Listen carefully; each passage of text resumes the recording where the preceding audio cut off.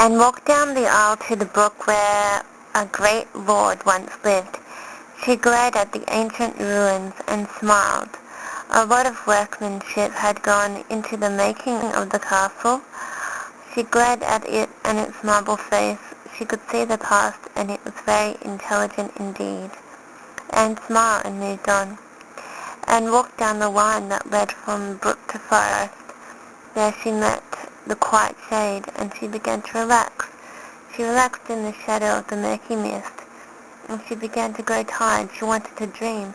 However, she knew she was not in a place where she was able to rest her eyes, and wiped her brow and moved on. She began to walk, and soon she came to a pool. The pool was handcrafted. There was marble around the rim, and the rest was made with a type of waterproof cement. Anne smiled, and she walked to the water. She dipped her hand in it. It was cool and replenishing.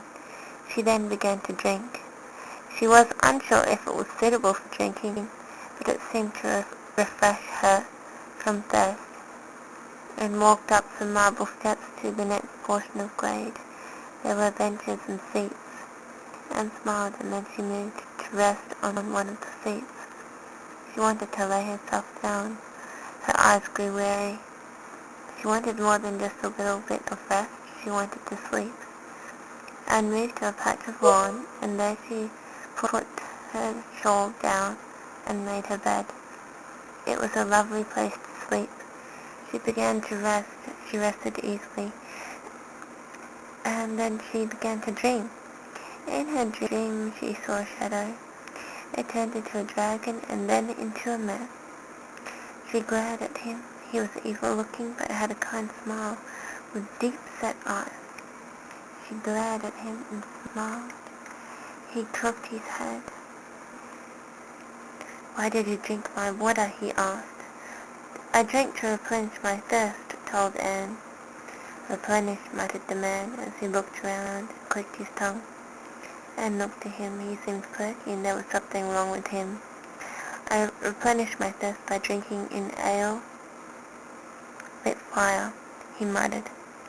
"And yet you replenish stolen water to ease yourself. Is that similar?" he asked, and shrugged. "I say neither," he muttered as he glared. "Neither and naught, so you wither," he muttered before he disappeared. Anne woke from her dream.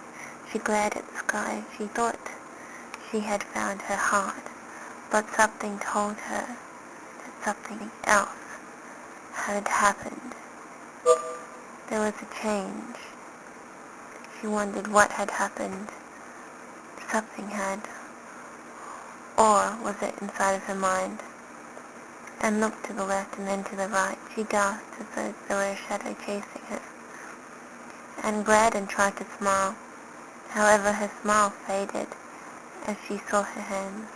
They had turned old, no longer youth. Anne glared at her hands, and then she shivered as she moved back to the lake to stare at her own reflection. Like magic, the water sat still, and it served as a perfect mirror. Anne was able to scream as she saw a face old and hideous. She had been turned into a monster.